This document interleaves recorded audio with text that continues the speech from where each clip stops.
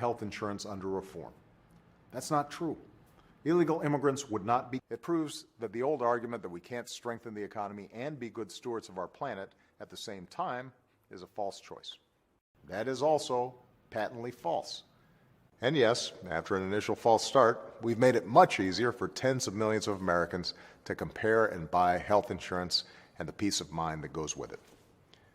As for our common defense, we reject as false the choice between our safety and our ideals.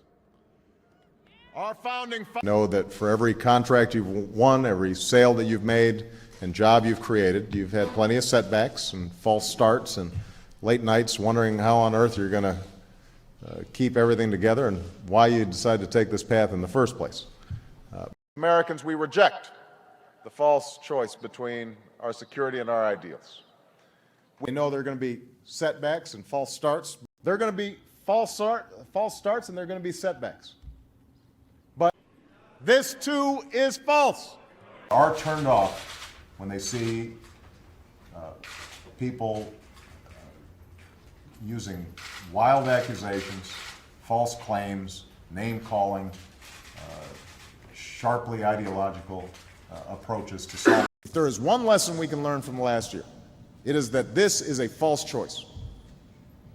This is, of course, completely false. And we've made clear that only businesses that offer financial services would be affected by this agency. We became enraptured with the false prophets who prophesized an easy path to success and paved with credit cards and home equity loans and get-rich-quick schemes. And the most important thing was to be a celebrity. It doesn't matter what you do as long as you get on TV. It is a false choice. That means being honest about the problem and getting past the false debates that divide the country rather than bring it together. As in past times of economic downturn, some put human rights aside for the promise of short-term stability, or the false notion that economic growth can come at the expense of freedom. We have choices, and they don't reflect today's realities. Our idealism is rooted in the realities of history. That repression offers only the false promise of stability.